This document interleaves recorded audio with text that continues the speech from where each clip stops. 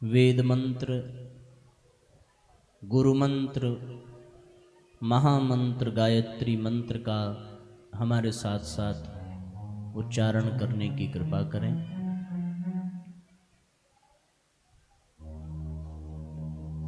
सब अपने स्थान पर बैठ जाएं, कोई भी खड़ा न रहे।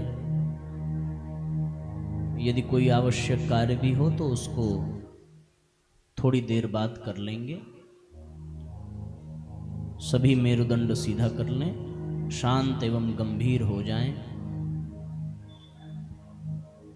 ओम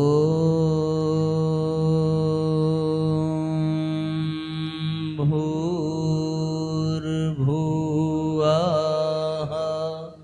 स्वः तत्सवितुर्वरेण्यं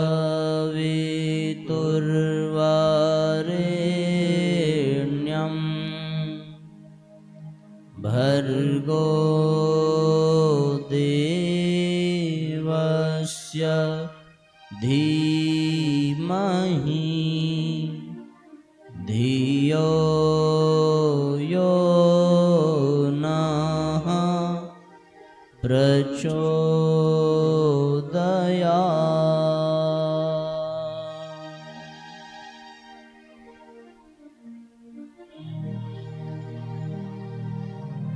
परम पूज्य गुरुदेव एवं स्नेह सलीला परम वंदनीय माता जी के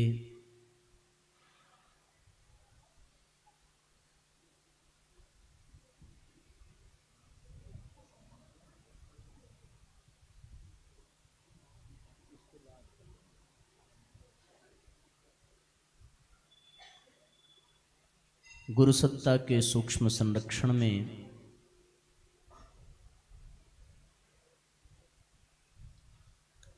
आज गुरु पूर्णिमा के पावन पर्व पर गायत्री शक्तिपीठ के इस पवित्र प्रांगण में उपस्थित सभी आत्मीय बंधुओं, शक्ति स्वरूपा माताओं बहनों, आज बड़ा ही पावन क्षण है जब हम सभी यहाँ पर एकत्रित हैं। साथियों, मन में कई बार ये प्रश्न उठता है कि वास्तव में जीवन में गुरु की आवश्यकता है या नहीं, और अगर नहीं है तो कोई बात नहीं, लेकिन ये विश्वास होता नहीं है कि गुरु की आवश्यकता नहीं है। अनुभव नहीं होता, ये अलग विषय है, पर विश्वास नहीं होता, ये अलग विषय है। इसलिए विश्वास नहीं होता कि अगर गुरु की आवश्यकता न होती तो फिर इस संसार में गुरु शिष्य परंपरा का शुभारंभ ही न हुआ होता। अगर इस परंपरा का शुभारंभ हुआ तो क्यों हुआ? कौन हैं जिनको गुरु की आवश्यकता है? इसका तात्पर्य ये हो गया कि गुरु सबके जीवन में होना चाहिए, विशेषकर तब जब हम विभिन्न अवतारों को देखते हैं। उन अवतारों ने भी अपने जीवन में गुरु का वर्ण किया है। गुरु गृह गए पढ़न रघुराई, भगवान राम भी गुरुकुल में जाते हैं और गुरु मंत्र गायत्री मंत्र की दीक्षा लेते हैं। वशिष्ठ और विश्वामित्र उनके गुरु हैं। भगवान कृष्ण जब कंस का वध कर देते हैं, मथुरा स्वतंत्र हो जाती है, तो उनके माता पिता उसके पश्चात उनका उपनयन संस्कार एवं दीक्षा संस्कार कराने के लिए उन्हें उज्जैन सांदीपनी ऋषि के आश्रम में भेजते हैं और वहां रहकर के उन्होंने गुरु दीक्षा पाई है। तो स्वयं राम और कृष्ण भी गुरु का वर्ण करते हैं। यद्यपि वो सर्वसमर्थ हैं, फिर भी यह संसार ईश्वर को ही आदर्श मान करके अपने सारे क्रियाकलाप करने का प्रयत्न करता है। सो संसार में गुरु की महिमा को और अधिक बढ़ाने के लिए स्वयं भगवान भी गुरु का वर्ण करते हैं। महाराज दशरथ के पास किसी भी भौतिक सुख साधन का अभाव नहीं है। देवताओं के राजा इंद्र से उनकी मैत्री है, चक्रवर्ती सम्राट हैं, धन संपत्ति किसी भी चीज का कोई अभाव नहीं है। फिर भी पुत्र के अभाव का कष्ट उनको सता रहा है। सो इस समस्या को लेकर के वो अपने गुरु की शरण में ही गए हैं। एक बार भूपति मन माही भय गलानी, बहुत ग्लानि हुई और गुरु गृह गयऊं तुरत मही पाला। गुरु के आश्रम में जाकर के उन्होंने गुरु के चरणों में अपनी समस्या बताई है। सो वशिष्ठ जी ने कहा कि राजन, आपको ये समस्या कभी आती ही नहीं यदि आप और भी अधिक पहले हमारे पास आ जाते। इसका ये तात्पर्य हुआ कि यदि राम दशरथ जी को मिले हैं तो तब मिले हैं जब वो गुरु की शरण में गए हैं। बिना गुरु की कृपा के भगवान की प्राप्ति संभव नहीं है। इसलिए गुरु की शरण में अनिवार्य रूप से जाने की आवश्यकता है। तो गुरु की अनिवार्यता है, इसलिए अवतारी सत्ताओं ने भी गुरु का वर्ण किया। गुरु गीता में माता पार्वती स्कंद पुराण के उत्तरखंड में भगवान शंकर से बड़ी श्रद्धा पूर्वक प्रश्न करती हैं, निवेदन करती हैं कि हे देव, हम आपकी शरण में आए हैं, आप हमें गुरु दीक्षा प्रदान करिए। ओम नमो देव देवेश परात्पर जगत गुरु सदा शिव महादेव गुरु दीक्षाम प्रदेहि में, हमें गुरु दीक्षा प्रदान करिए। और गुरु दीक्षा का उद्देश्य उन्होंने यह भी बताया कि केन मार्गेण भो स्वामिन, हे भगवन, वो कौन सा मार्ग है, देही ब्रह्ममयो भवेत, यह मनुष्य ब्रह्ममय हो जाता है अथवा ब्रह्म को प्राप्त कर लेता है। कृपा करके यह उपाय भी हमें प्रदान करिए।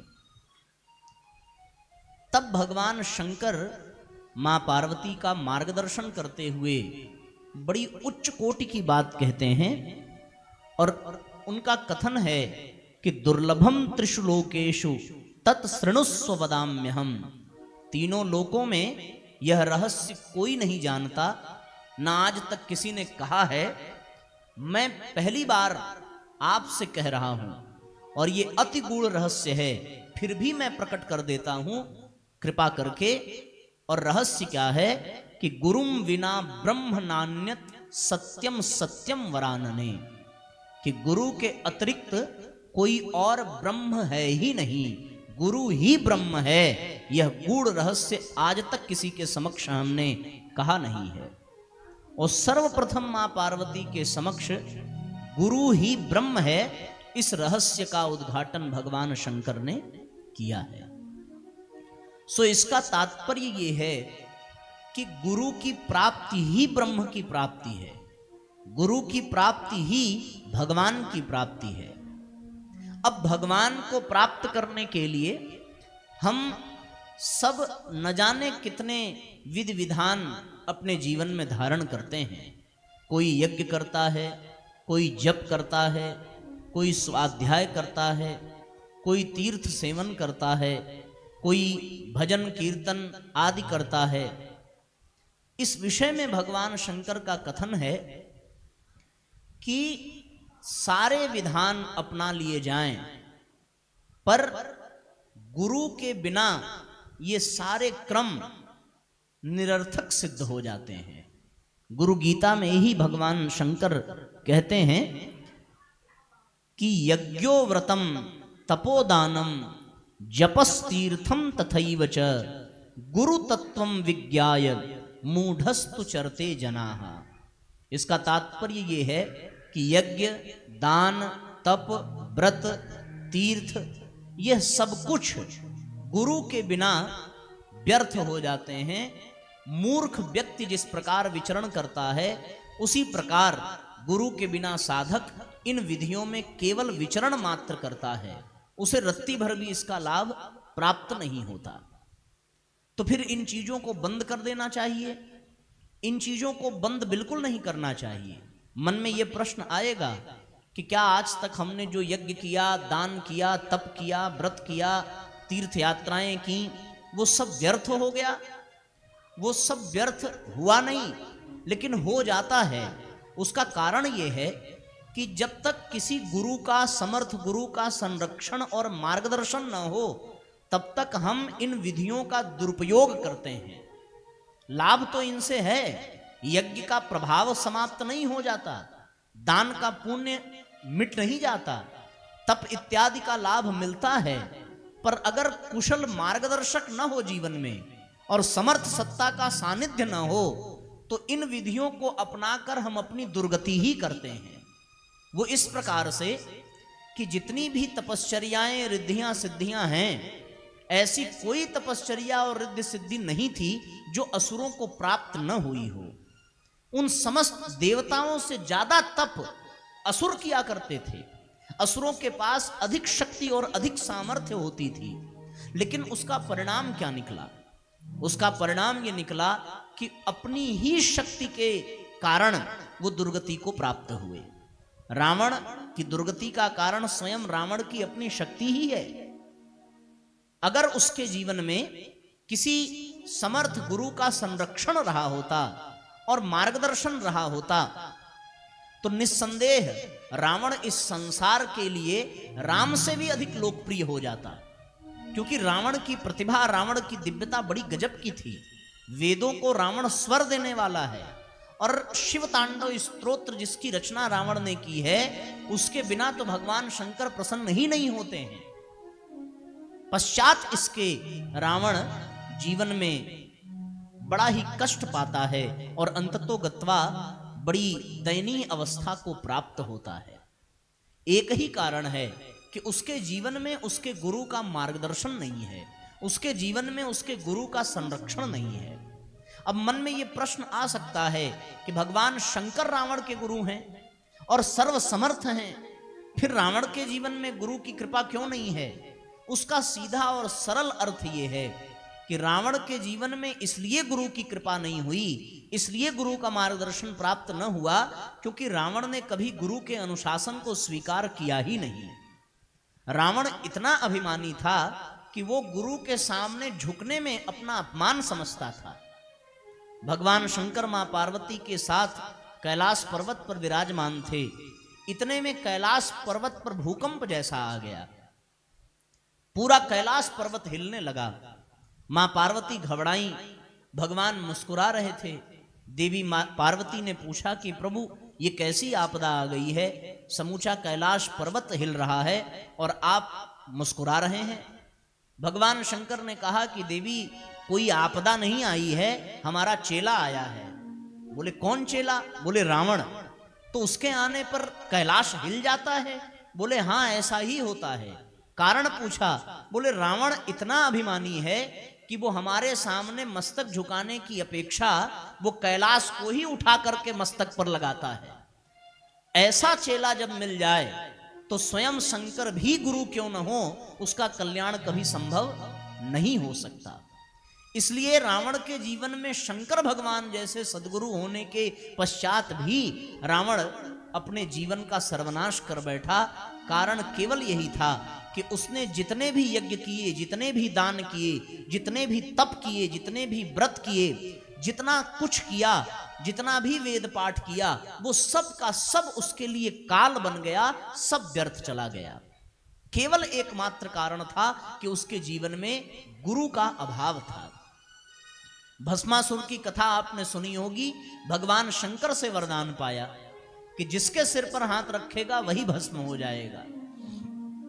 और जैसे ही ये वरदान मिला सो वो भगवान शंकर के ही सिर पे हाथ रखने पर उतारू हो गया।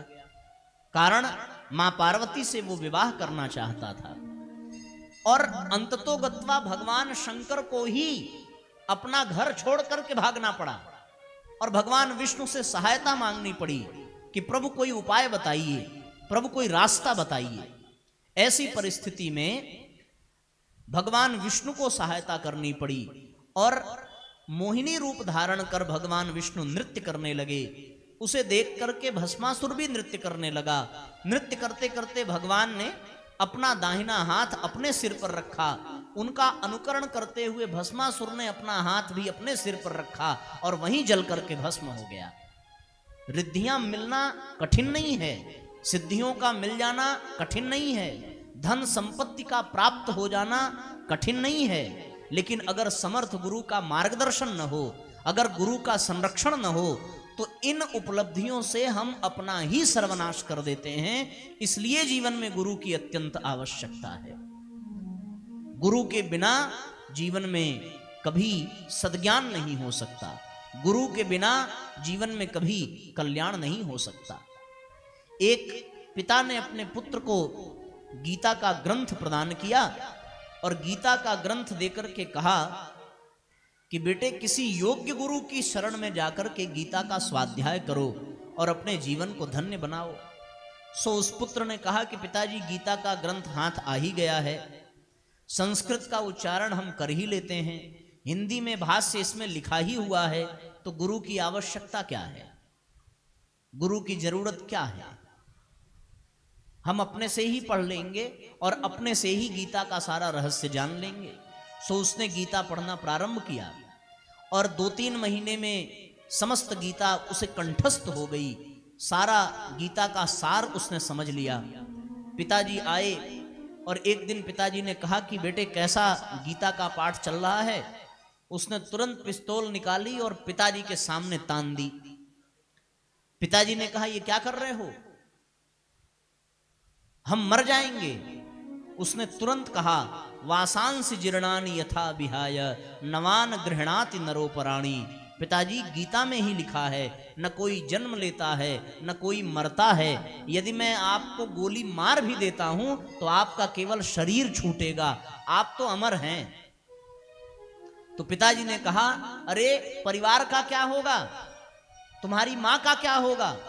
तुरंत उसने कहा कि गीता में ही भगवान कृष्ण कहते हैं अर्जुन से कि यहां कोई किसी का नहीं है, सब अपने कर्मों का फल भोग रहे हैं। कर्मों का प्रारब्ध का हिसाब चुकता कर देने के पश्चात सब एक दूसरे को छोड़ करके चले जाते हैं। बाप ने कहा कि हमें मार करके तुम्हें मिलेगा क्या। बेटे ने कहा कि आपको मोक्ष की प्राप्ति होगी और हमें आपके संपत्ति की प्राप्ति होगी। गुरु के अभाव में जब गीता पढ़ी जाती है तो उसके अर्थ का ऐसा ही अनर्थ निकल करके आता है। इसलिए जीवन में गुरु की अत्यंत आवश्यकता है। छोटे से छोटा ज्ञान भी गुरु के द्वारा अगर प्राप्त होता है तो ही वो अपने जीवन में उतर पाता है। पर साथियों, हमारा गुरु शंकर भगवान जैसा भी हो, पर यदि हमें गुरु के अनुशासन में ढलना ना आवे तो हम कभी भी अपना उद्धार कर नहीं सकते। इसलिए यदि अपना कल्याण चाहते हैं तो हमें गुरु के अनुशासन और गुरु के सिद्धांतों को जीवन में धारण करने की आवश्यकता है। गुरु कभी भी कोई व्यक्ति नहीं होता, वो व्यक्ति के रूप में दिखाई भर देता है, पर उसकी चेतना व्यक्ति के प्रभाव से बहुत ऊपर उठी हुई होती है। वो साक्षात शक्ति है व्यक्ति के रूप में भी, और उसकी शक्ति असीम होती है। इसलिए गुरु के रहस्यों को समझ पाना बड़ा कठिन है, बल्कि असंभव है, क्योंकि उसके लिए बड़ी पात्रता चाहिए, बड़ी योग्यता चाहिए और बड़ा समर्पण चाहिए। वास्तव में गुरु को वही जान सकता है जो सही अर्थों में अपने आप को शिष्य बना सके। शिष्य बनकर ही गुरु को पाया जा सकता है, गुरु बनकर के गुरु को नहीं पाया जा सकता। बिना श्रद्धा के, बिना समर्पण के गुरु हमारे सन्मुख खड़ा हो, उसके बाद भी हम गुरु को पहचान नहीं सकते। इसलिए साथियों, हम सबको इस पर चिंतन करने की आवश्यकता है कि हम अपना समर्पण, अपनी श्रद्धा, अपनी योग्यता अपने गुरु के चरणों में समर्पित करें, ताकि उनकी गुरुता हमारे समक्ष प्रकट हो सके और हम तत्व से गुरु को जान सकें, पहचान सकें। हम केवल शरीर तक सीमित रह जाते हैं, केवल नाम तक सीमित रह जाते हैं, पर गुरु की शक्ति अपार होती है। वो जन्म जन्मांतरों के साथी होते हैं, और ऐसा हमें तभी अनुभव हो सकता है जब हम अपने जीवन में गुरु तत्व को समझ सकें और गुरु को केवल व्यक्ति नहीं अपितु शक्ति के रूप में अनुभव करने की आवश्यकता है।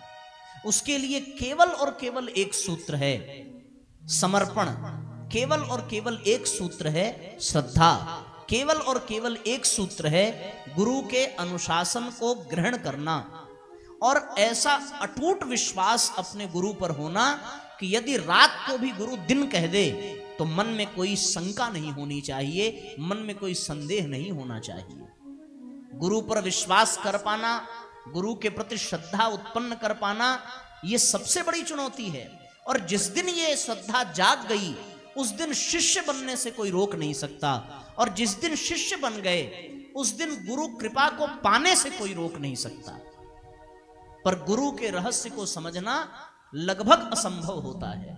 एक घटना याद आती है, एक संत थे, उनके पास एक व्यक्ति गया और उन्होंने कहा कि मुझे दीक्षा प्रदान करिए। सो संत ने उस व्यक्ति को देखा और उनसे कहा कि तुम 1 वर्ष बाद आना और 1 वर्ष के पश्चात हम तुम्हें दीक्षा प्रदान करेंगे। 1 वर्ष के बाद वो व्यक्ति आया। 1 वर्ष के बाद जब पहुंचा, फिर से संत ने देखा और कहा आप 6 महीने के बाद आना, हम तुम्हें 6 महीने के बाद दीक्षा प्रदान करेंगे। बड़े धैर्य के साथ उसने 6 महीने पुनः प्रतीक्षा की। फिर वो दीक्षा ग्रहण करने के भाव से संत के पास आया। संत ने उसे फिर से 3 महीने बाद बुलाया। अब की बार वो नाराज हो गया।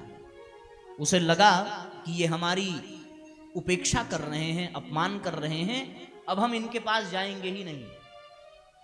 सो उसने सुना था कि पांडिचेरी में बड़े सिद्ध संत हैं योगी अरविंद, अब हम उनसे दीक्षा जाकर के लेंगे। योगी अरविंद के पास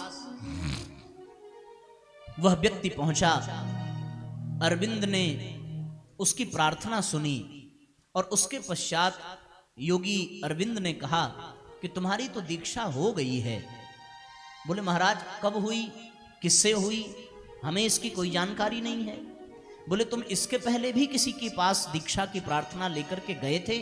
उसने कहा हाँ गए थे, पर उन्होंने हमारा बड़ा अपमान किया। 1 वर्ष बाद बुलाया, हमने कुछ नहीं कहा। 6 महीने बाद बुलाया, हमने कुछ नहीं कहा। फिर गए, फिर 3 महीने बाद। अब हमारा मन खट्टा हो गया, अब हमारी श्रद्धा उनमें रही नहीं, इसलिए हम आपकी शरण में आए हैं। अरविंद ने कहा योगीराज ने कि उन्होंने तुम्हें अपने शरण में ले लिया है, केवल दीक्षा का कर्मकांड भर शेष है। वास्तव में तुम्हारी दीक्षा उन्होंने स्वीकार कर ली है और वही तुम्हारे जन्मों के गुरु हैं, इसलिए तुम्हारा खिंचाव उनकी ओर हो रहा था, पर तुम भ्रम से भटक गए। बोले फिर कैसा भ्रम हो गया, हम कैसे भटक गए? उन्होंने दीक्षा क्यों नहीं दी, प्रार्थना स्वीकार क्यों नहीं की? योगी अरविंद ने कहा कि तुम्हारे भीतर पूर्व जन्मों का पाप पल रहा है, और उस पाप का जब तक शमन नहीं होगा तब तक अगर गुरु मंत्र तुमने धारण किया तो गुरु के स्पर्श की ऊर्जा को तुम सहन नहीं कर पाते और तुम्हारी मृत्यु हो जाती। इसलिए उन्होंने तुम्हें ये अवसर दिया ताकि तुम्हारे भीतर के पाप का शमन हो सके, और वो नित्य निरंतर अपनी साधना से, अपने तप के अंश से तुम्हारे भीतर के पाप को मिटा रहे हैं। सो उन्होंने कहा कि ये हमें कैसे विश्वास होगा। तर्कवान व्यक्ति था। योगी अरविंद ने उसके सिर पर हाथ भर रखा और उनके स्पर्श से उसके पेट में ऐसी विचित्र पीड़ा उत्पन्न हुई कि वो जीवन के लिए तड़पने लगा। कष्ट से उबरने के लिए प्रार्थना करने लगा। सो अरविंद ने अपना हाथ हटाया और उसके बाद कहा कि यदि ये स्पर्श उन्होंने 1 वर्ष पहले कर लिया होता तो स्पर्श करते ही तुम्हारा प्राणांत हो जाता। इसलिए उन्हीं की शरण में जाओ और उन्हीं से प्रार्थना करो, और उनके प्रति जो अश्रद्धा तुम्हारे मन में आई है उसके लिए उनसे क्षमा प्रार्थना करना, वो अवश्य इस बार तुम्हें दीक्षा प्रदान करेंगे। सो व्यक्ति गया, अपनी भूल स्वीकार की और गुरु को प्राप्त किया। तो गुरु की एक एक बात, एक एक वाक्य महामंत्र के समान है। वो जो कह रहे हैं उसे अक्षरशः स्वीकार कर लेने में ही शिष्य का कल्याण है। ऐसे एक नहीं अनेकों उदाहरण हैं साथियों इस संसार में, जब गुरु की धारा विचित्र दिखाई पड़ती है पर वास्तव में उसमें कल्याण ही छिपा रहता है। वृंदावन की एक सत्य घटना है। बड़े सिद्ध संत हुए काठिया बाबा, गुरुजी ने भी उनका वर्णन अपने साहित्यों में किया है, और गुरुदेव की मुलाकात भी मथुरा यात्रा में, वृंदावन यात्रा में उनसे हुई है। ये बड़े सिद्ध संत थे, गायत्री के सिद्ध साधक थे। वायु मार्ग से आने जाने की सिद्धि इनको प्राप्त थी, और ये बहुत प्राचीन समय की बात नहीं है, ये गुरुजी के समय की ही बात है। सो काठिया बाबा एक बार वायु मार्ग से जा रहे थे और अंग्रेजों का जमाना था। कलकत्ता में हाई कोर्ट थी उस समय, अभी भी है, पर सुप्रीम कोर्ट इंग्लैंड में हुआ करती थी। तो हाई कोर्ट के जो जज थे वो कोई चौधरी जी थे, वो अपने छत पे विश्राम कर रहे थे, और काठिया बाबा वायु मार्ग से जा रहे थे। सो उनके छत पे ही उतरे और उनको सोता हुआ देख करके बड़ी जोर से डांटा कि जज बन गया है, शर्म नहीं आती, जीवन को सोने में व्यर्थ गंवा रहा है, उठ और भजन कर। अब वो बेचारे सकपका करके उठे कि हमारे छत पे हमको डांटने कौन आ गया, और इतना कह करके वो फिर वायु मार्ग से चले गए। पर उनके मन में ऐसा प्रभाव हुआ उनके कथन मात्र से, उनके आभा मंडल का स्पर्श करने से, कि उनको वैराग्य हो गया। उन्होंने जज पद का त्याग किया और वृंदावन आकर के विचरण करने लगे। सो एक स्थान पर उन्होंने काठिया बाबा को देखा तो उनको भ्रम हुआ कि ये वही दिखते तो हैं, पर सच में वही हैं कि नहीं ये हम जाने कैसे। और वो निकट जाकर के बैठे तो काठिया बाबा को 8-10 और संत घेर करके बैठे थे। सो उनको घेर करके बैठे थे और वो उन संतों से बात ही नहीं कर रहे थे, बल्कि बड़ी भद्दी भद्दी गालियां दे रहे थे। तो चौधरी जी ने सोचा ये बड़ा विचित्र आदमी है, दिखता तो बिल्कुल वैसा ही है जो छत पे दिखा था, पर ऐसा बुरा आचरण ये कोई संत नहीं हो सकता। सो उतने में, अब वो तो अंतर्यामी हैं, सो उन्होंने मन की बात जानी और अन्य संतों को माध्यम बना करके कहा कि आजकल कुछ लोग जज बन गए हैं तो उनके मन में ऐसी अश्रद्धा हो जाती है कि वो वास्तविकता को पहचान नहीं पाते और तत्व से जानने की अपेक्षा इधर उधर भटकते रहते हैं।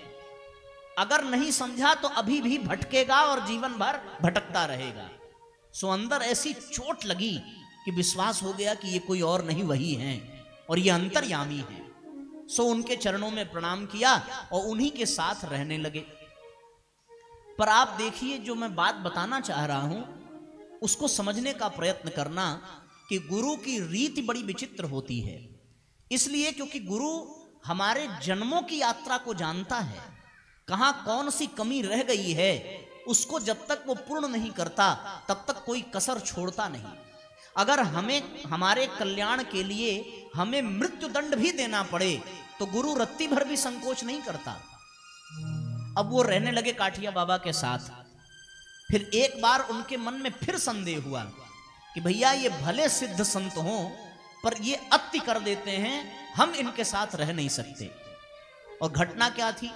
घटना ये थी कि काठिया बाबा के बड़े प्रिय शिष्य थे, उनका नाम था गरीबदास। बिल्कुल अनपढ़ थे, कोई भी ज्ञान नहीं था, कोई भी शक्ति उनके भीतर नहीं थी। और ऐसी परिस्थिति में उनके मन में श्रद्धा का भाव बहुत था, आस्था बहुत थी, विश्वास बहुत था। समर्पण बहुत था। और काठिया बाबा का कथन था गरीबदास के लिए कि अन्य कोई शिष्य उनके पास रहता है तो उनकी साधना में विक्षेप होता है, पर गरीबदास के रहने पर उनकी साधना में कोई प्रभाव नहीं पड़ता। सो वो भोजन केवल गरीबदास के हाथ का किया करते थे, या तो स्वयं बनाते, और जब गरीबदास जी मिल गए तो केवल उन्हीं के हाथ का भोजन। और उनका ये नियम था कि उनके भोजन को बनता हुआ या बनने के पश्चात कोई देख लेता था तो वो बहुत नाराज हो जाते थे। और एक बार ऐसा ही हुआ कि कुछ बंगाल के भक्तगण, कुछ महिलाएं वृंदावन में दर्शन यात्रा के लिए आई थी और गरीबदास जी भोजन बना रहे थे। सो पर्दा नीचे करके उस महिला ने झांक लिया, और झांक लिया तो काठिया बाबा को अपरंपार क्रोध आया, बस इतनी सी बात पे। और वो उठे, चिल्लाते हुए आए तो वो महिला तो डर के भाग गई। और गरीबदास जी भोजन बना रहे, गरीबदास जी को पता भी नहीं है कि हुआ क्या, कौन पर्दा हटाया, किसने देखा। और काठिया बाबा पहुंचे, चूल्हे की जो लकड़ी थी उसी को उठाया और जलती लकड़ी से इतना मारा गरीबदास जी को कि वो बिल्कुल बेसुध हो गए। अब ये दृश्य चौधरी जी ने देखा, सो अपने मन में कहने लगे कि ये गुरु है कि पापी है, भला ऐसा कौन व्यवहार करता है। अब वो बेसुध हो गए और उनको जगा भी नहीं रहे हैं। और फिर काठिया बाबा लौट के आए और अपना कंबल ओढ़ करके लगे राम नाम जपने, और वो बेहोश पड़े हैं। थोड़ी देर बाद अपने आप होश आया, जहां चोट लगी थी वहां कुछ उपचार, फिर स्नान, और फिर से सारा भोजन प्रसाद अपने गुरु के लिए गरीबदास ने बनाना प्रारंभ किया। ये प्रकरण बहुत ध्यान से सुनना, इससे पता चल जाएगा कि गुरु कैसा होता है, और यह भी जान जाएंगे कि शिष्य कैसा होना चाहिए। सो गरीबदास जी ने भोजन बनाया, और गरीबदास जी का नियम क्या था कि वो केवल वही भोजन करते थे जो उनके गुरु भोजन करने के बाद अपने पत्तल में छोड़ देते थे, केवल उतना ही जितना वो छोड़ते थे। और आज हद हो गई कि वो भोजन इतनी मार खाने के बाद बना करके ले आए, और रोज तो काठिया बाबा कुछ भोजन प्रसाद छोड़ देते थे, आज पत्तल उठाकर चाट डाला, कुछ भी नहीं छोड़ा। सांझ हुई, गुरुजी विश्राम करने गए। सो गरीबदास जी नियम के अनुसार उनका पांव दबाने के लिए उपस्थित हुए, और जैसे ही पांव दबाने लगे गरीबदास के नेत्रों से आंसुओं की धार बहने लगी। आंसू की बूंदें जब काठिया बाबा के चरणों में गिरी तो वो उठ करके बैठ गए और डांटते हुए कहा, रो रहा है, मैंने मार दिया इसलिए। अब आप शिष्य की शिष्यता देखिए। गरीबदास जी ने कहा कि गुरुदेव, मारने की, मार खाने की कोई पीड़ा नहीं है, मुझे कष्ट इस बात का है कि आज मेरी वजह से आपको भोजन थोड़ा विलंब से प्राप्त हुआ। इस क्षमा के लिए, इस अपराध के लिए मुझे क्षमा कर दीजिए, और मुझे अपने चरणों से कभी दूर मत करिए। जैसे ही गरीबदास ने यह भाव रखा, काठिया बाबा ने गरीबदास को अपने हृदय से लगा लिया, और हृदय से लगा करके कहा कि बेटा, मैं तेरी परीक्षा ले रहा था, मैं तुझे हर कसौटी पर कसना चाह रहा था। कुछ प्रारब्ध तेरे ऐसे जटिल थे कि उसके लिए उस जलती लकड़ी से मारना अनिवार्य था। अब आज तू सारे प्रारब्ध से मुक्त हो गया। मैं तुझे शपथ पूर्वक कहता हूं, जो कामना हो इसी क्षण अभी हमसे मांग ले। विश्वास कर, मैं सर्व समर्थ हूं, जो चाहेगा वो पूरा हो जाएगा। सो गरीबदास जी ने कहा कि भगवान, आपके चरणों की सेवा के अतिरिक्त मेरी कोई कामना नहीं है, पर मेरे पास न कोई साधना का बल है, न कोई शक्ति सामर्थ्य है। हमने सुना है कि युगल सरकार की छवि बहुत प्यारी है, भगवान बहुत सुंदर दिखते हैं।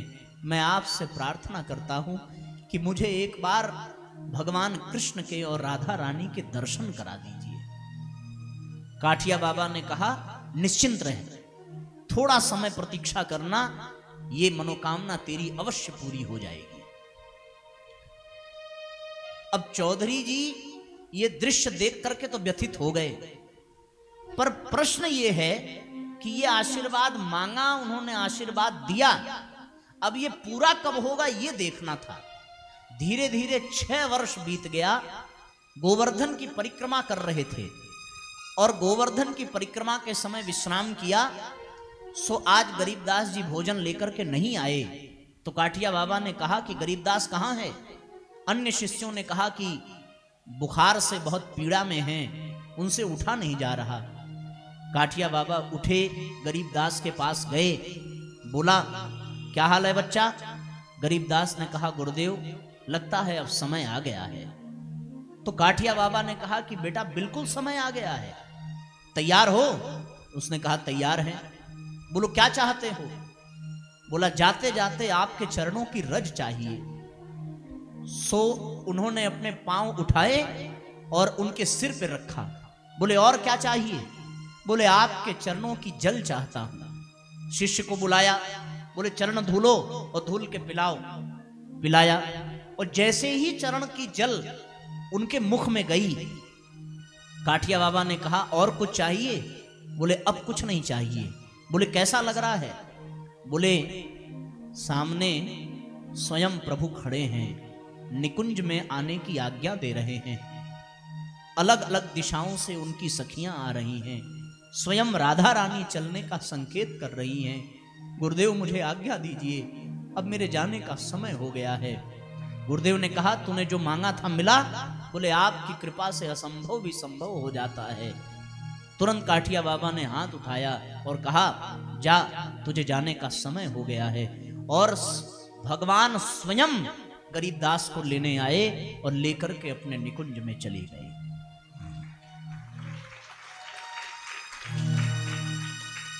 जब गुरु से इतनी मार खाने के बाद ऐसा समर्पण होता है साथियों, तब जीवन में शिष्यत्व प्रकट होता है और तब गुरुता का लाभ प्राप्त होता है। ये जान लीजिए, गुरु डंडों से पीटता है। वो ये नहीं देखता कि आपके शरीर को कितना कष्ट हो रहा है, आपके मन को कितना कष्ट हो रहा है। उसका एक ही लक्ष्य होता है कि आपकी अंतरात्मा के ऊपर जो भी मैल जमे हैं उसको वो रगड़ करके साफ करता है। उसके लिए कष्ट देना अनिवार्य हो जाता है, क्योंकि बिना दुख, बिना दर्द, बिना कष्ट के हमारे प्रारब्ध कटेंगे नहीं।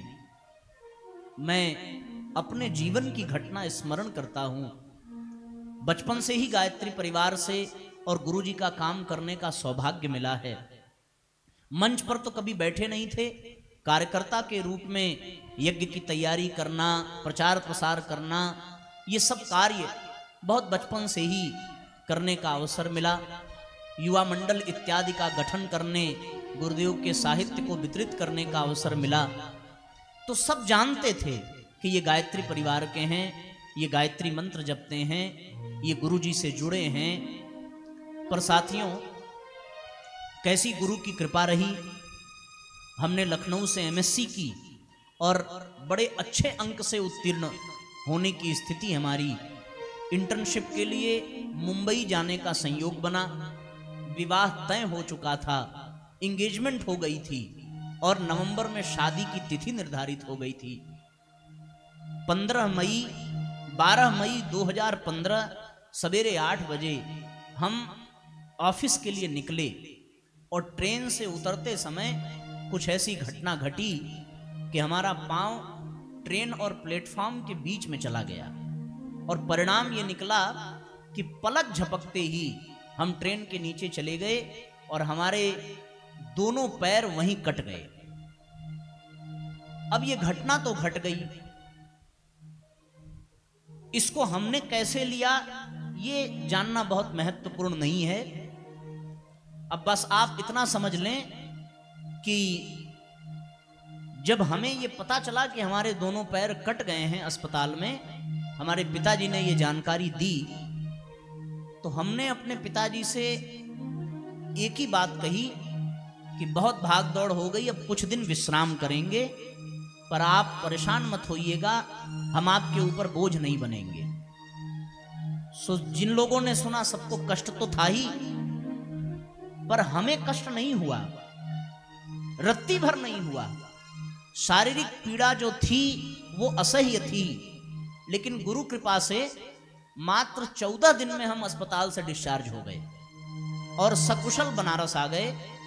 बनारस एयरपोर्ट पे जब हम पहुंचे तो लगभग 500-600 लोग हमको लेने आए थे।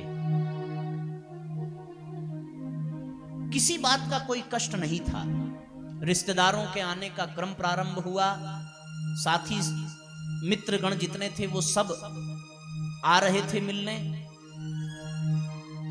हमारा एक मित्र था वो आया।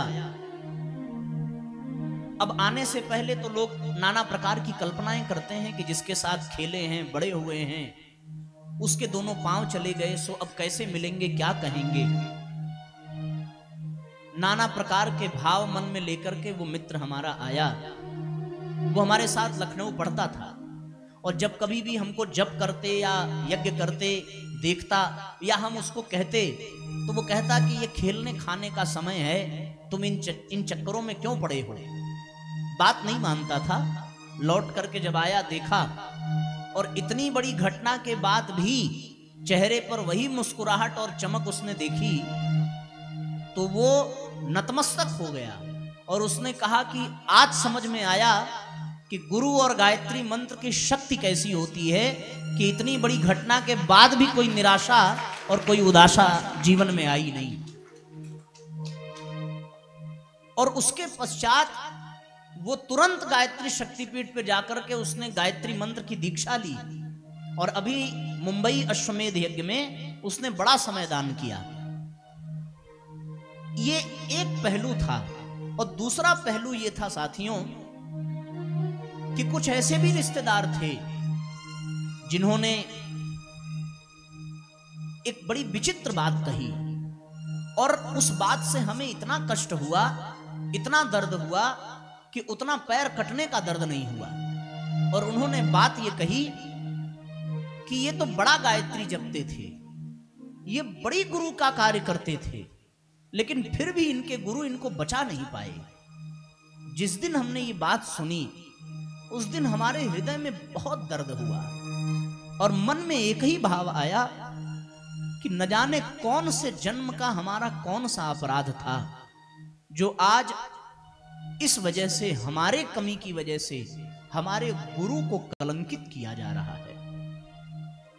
हमने बिस्तर पर ही एक कसम खाई कि अब हम अपने भविष्य को ऐसा बनाएंगे कि जो लोग ये कह रहे हैं कि इनके गुरु ने इनके साथ बड़ा अन्याय किया, उनको अपने विचार बदलने पड़ेंगे।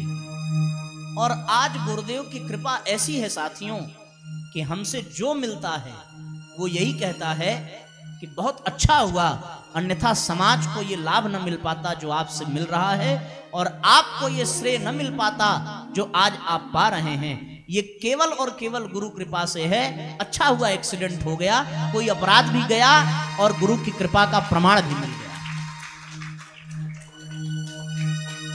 तो गुरु की कृपा जब बरसती है तो देखने में बड़ी विचित्र लगती है, पर हमसे कोई पूछे तो हमें ये लगता है कि अगर कोई अपराध और भी शेष रह गया हो और कोई दंड और भी देना शेष रह गया हो तो वो भी इस जन्म में मिल जाए, जिससे कि आगे आने वाले समय में निश्चिंत होकर के गुरु कार्य किया जा सके।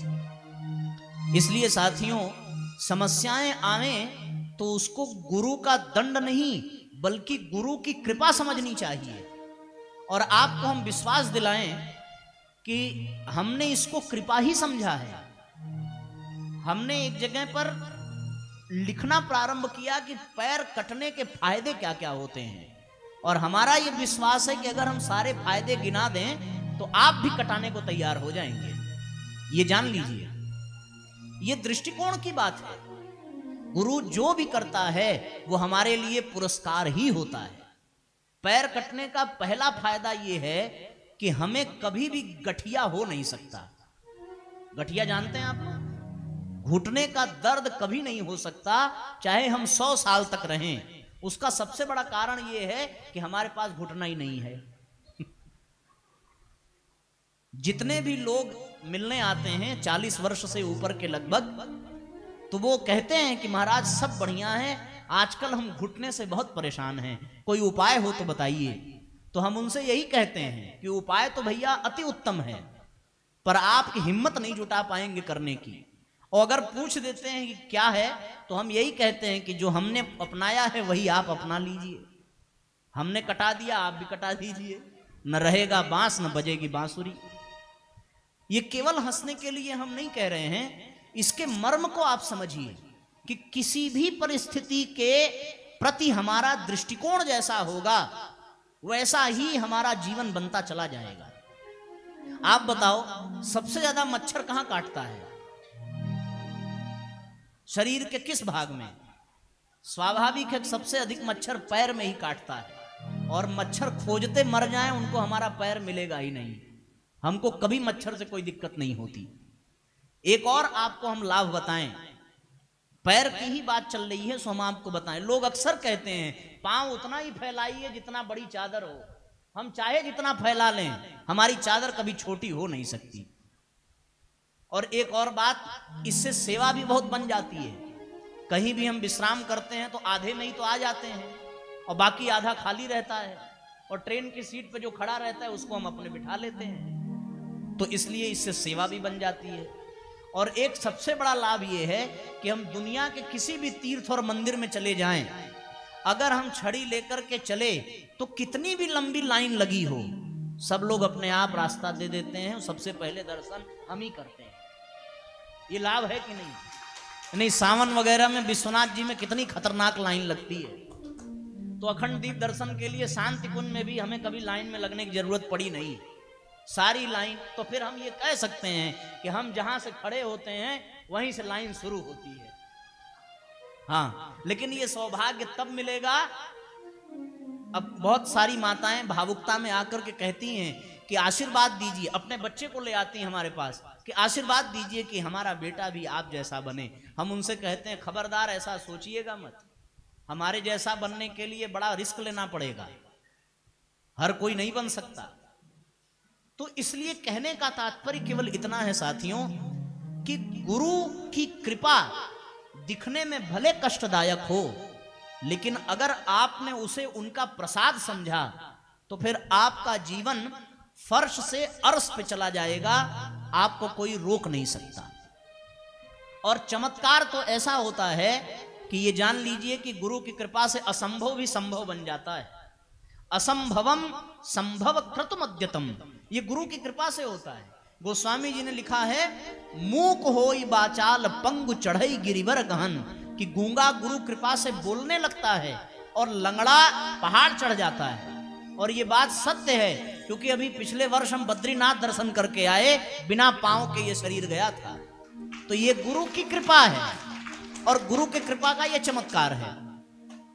ये आत्म प्रवंचना के लिए हम अपना उदाहरण नहीं दे रहे हैं, इसलिए दे रहे हैं क्योंकि जीवंत उदाहरण से व्यक्ति को अधिक प्रेरणा मिलती है। इसलिए हम ये बात आपसे कह रहे हैं, जब हमारे जैसा व्यक्ति इतना लाभ पा सकता है तो आपका समर्पण कदाचित हमसे अधिक है, और आप निस्संदेह हमसे बहुत आगे जा सकते हैं गुरु कृपा को पाने में।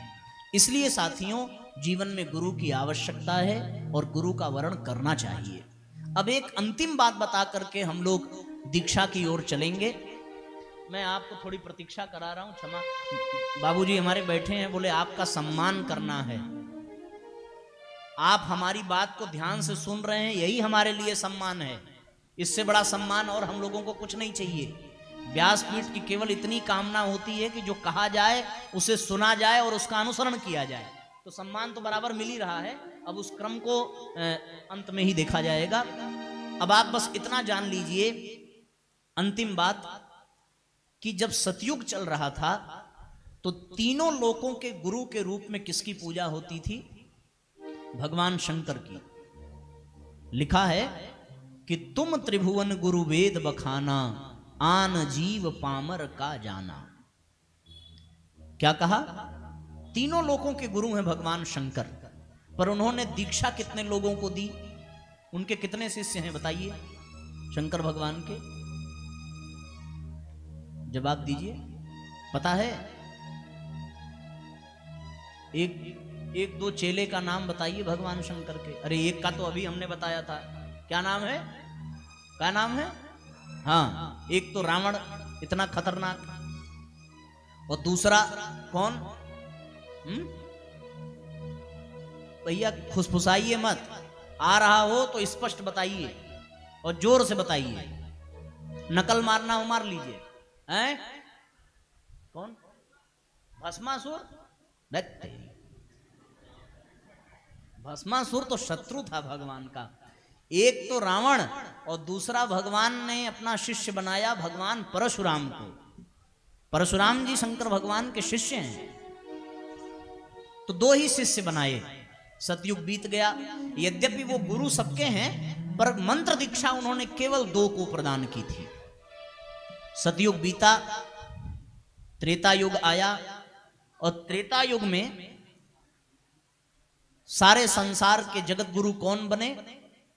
हम लोग चौपाई गाते हैं, जय जय जय हनुमान गोसाई, कृपा करहूं गुरुदेव की नाई।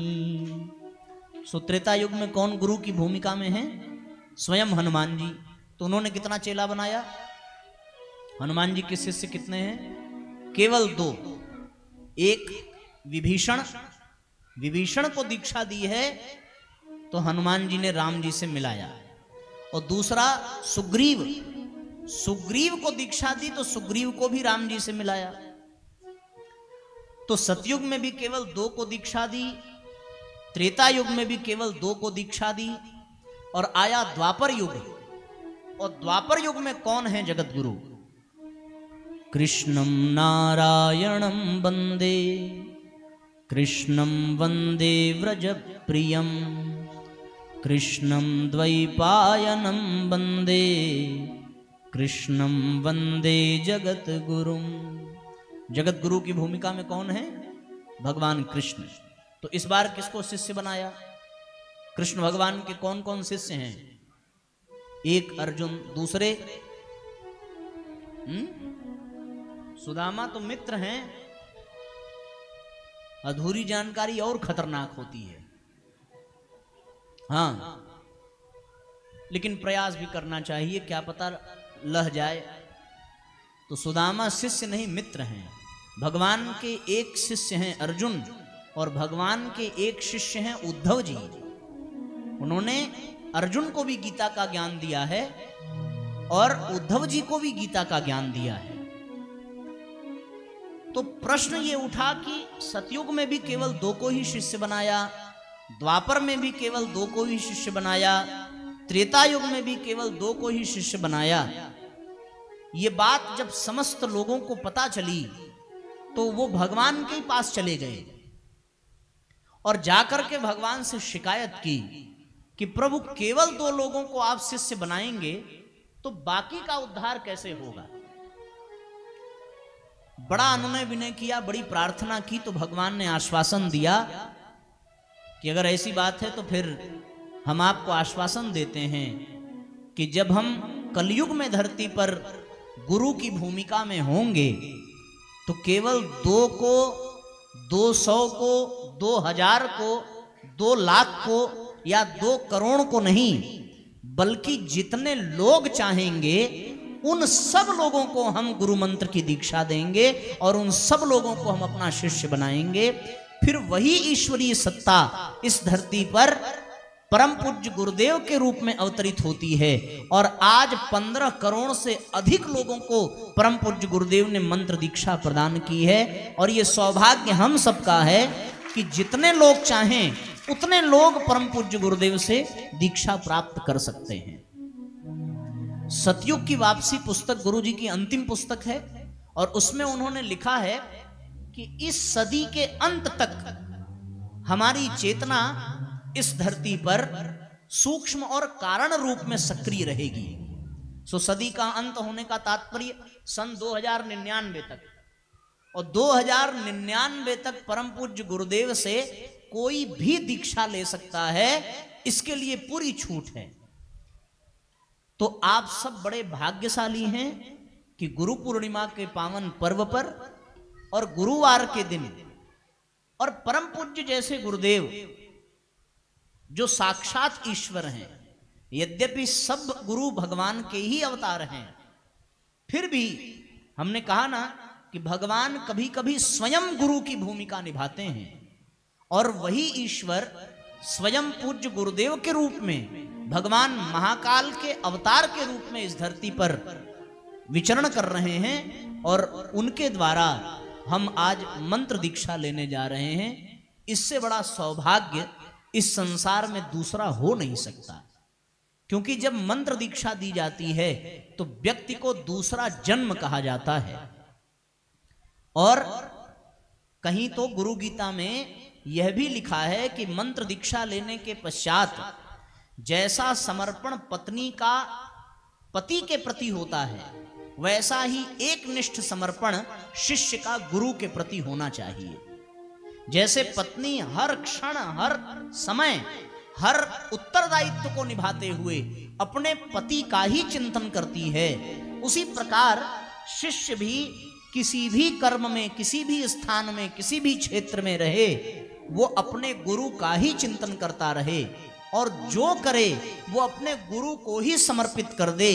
इस भाव से अगर हम शिष्य बनना प्रारंभ करें तो निस्संदेह गुरुदेव का साक्षात्कार हमें अवश्य होगा, इसमें कोई दो राय नहीं है। अतः आइए हम सब अब भावपूर्वक मंत्र दीक्षा की ओर बढ़ेंगे और इस क्रम को हम सब संपन्न करेंगे।